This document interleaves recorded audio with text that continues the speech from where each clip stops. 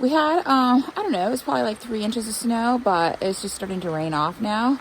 But this is the first time I've been out to my polyload tunnel, and it held up just fine. So I knocked off some snow on the top, but I think I'll just leave that there. This is probably all gonna rain off, hopefully, unless it freezes. It's kind of a pain to try and get down under there, but got some nice kale, little kale bunch.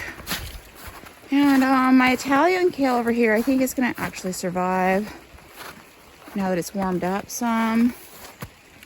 So I'll probably be able to pick off some of this still too.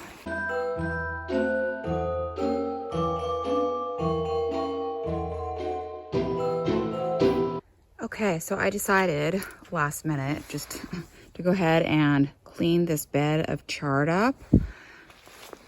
You know, earlier in the year, I had put this cardboard down to check, to capture slugs under here.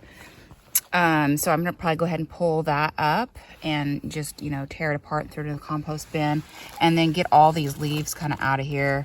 And then that'll allow me to, if I get enough seaweed, go ahead and throw that on this bed.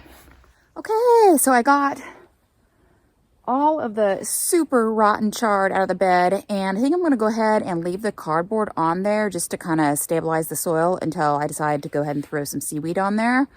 But there's my super rotten chard. I tore up one sheet of cardboard that's been sitting out there, and it was so wet it just tore up really easy, so that's a pretty awesome deal. I'm just going to throw this chard on top there now.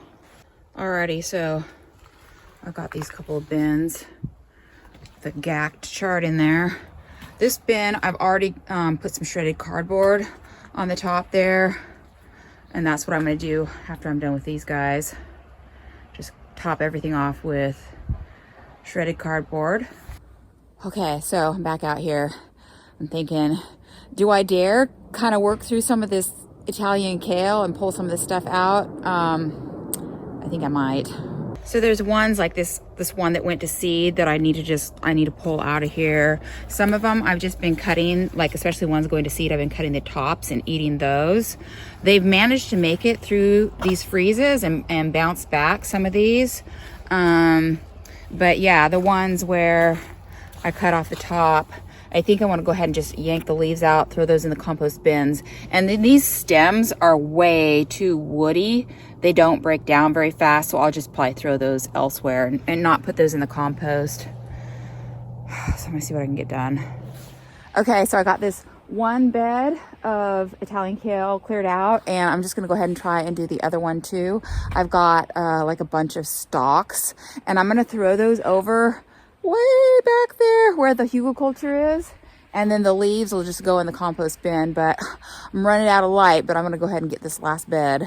Okay, so I'm losing light, but I've got a few sprigs out there that I'll be able to make a few meals out of. So I'm still watching Star Trek. I went back and watched the rest of Deep Space Nine and gagged my way all the way through all seasons of Enterprise, and now I am watching the original Star Trek. But for this cardboard shredding session, I was watching the Vegan Queens and going through all of their Ladies of Lockdown videos because they're funny and they have some actually deep words of wisdom sometimes, and then I get to hear a bit of UK politics. Is this a valid statement, question, comment? Is this me wanting to blast my ego? But it should go through all that naturally, but adding a new one, how does this help the situation in general, at large, whatever?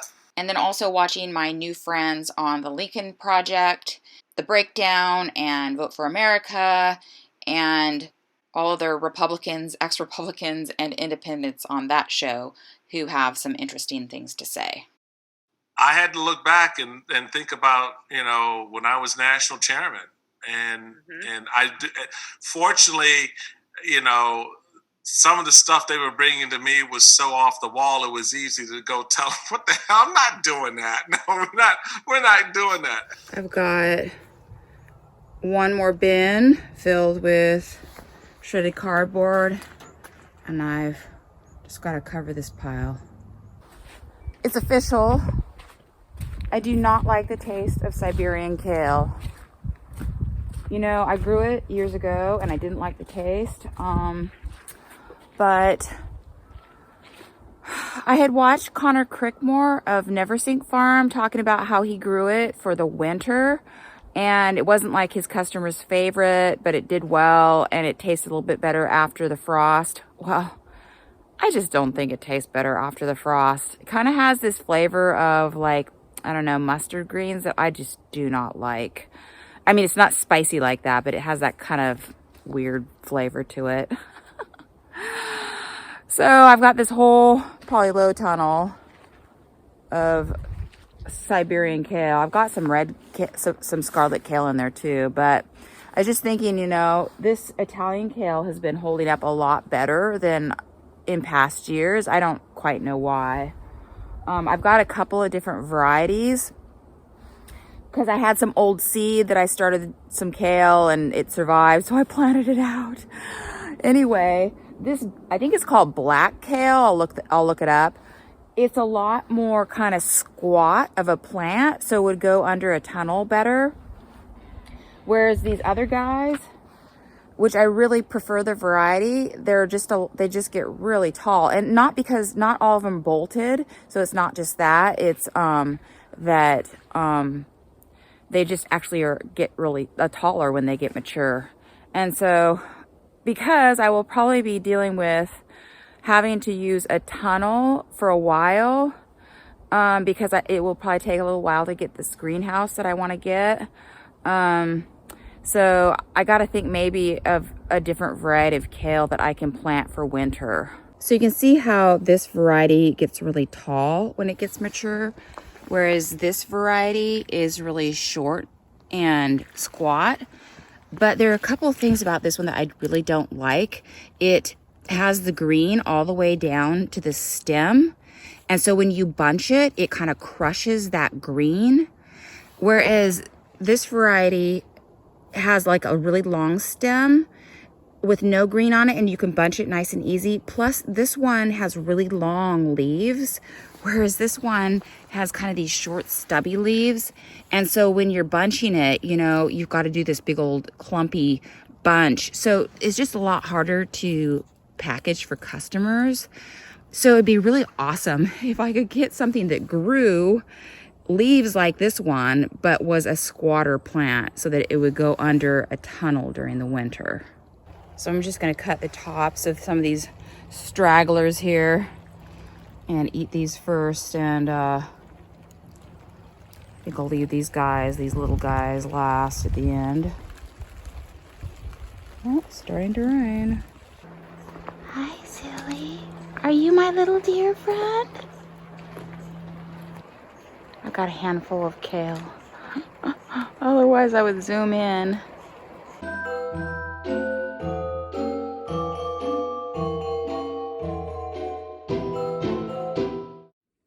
Okay, I'm looking at my Territorial Seed Company catalog, and these are the kales that I have growing that I like. The Nero di Toscana with the nice stems, and the Scarlet Kale. And both of these grow to really tall, 2 to 3 feet. And so not great for a tunnel. I accidentally had some Stars of Black Magic, which is the one that's nice and squat. And it only gets to like 19 inches. And so that's maybe a nice option to try again. I do like those Italian kales types because they tend to sell the best. And what I found is that during the summer, I can kind of tuck some of these short leaves in along with the longer, bigger leaves, and that works. And then I would also have them for the winter too.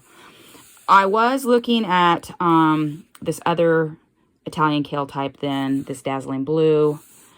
It doesn't say what height it gets to, but it does say that it proves to be especially cold tolerant. The other one I was looking at was this Dwarf Green Curled, because it does say it's severe winter weather and 12 to 18 inches. But I don't tend to like, personally, the flavor of a green kale, and they don't sell as well. So, or I don't know.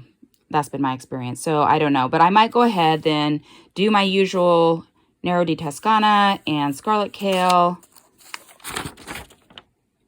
for the summer, and then add in Black Magic, Dazzling Blue, and try the Dwarf Green Curled as trials. So winter in Wrangell, we only have like a couple weeks, like in January, where it gets down into the teens, and then it just kind of kills everything off.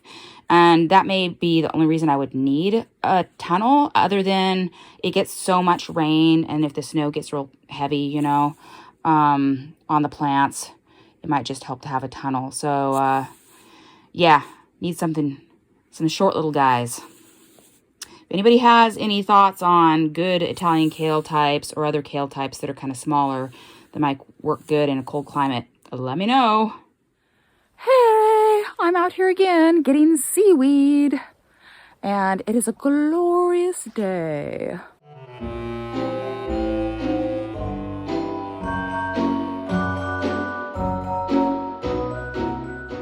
Hey, I'm back home. I've got those 3 bins all full of shredded cardboard, but I think I'm gonna go ahead and take this load of seaweed and throw it on to the 3 beds that I cleared. Well, folks, those are the 3 beds that I got yesterday. So I'm all seaweeded up, and we're getting some snow and some rain and some wind.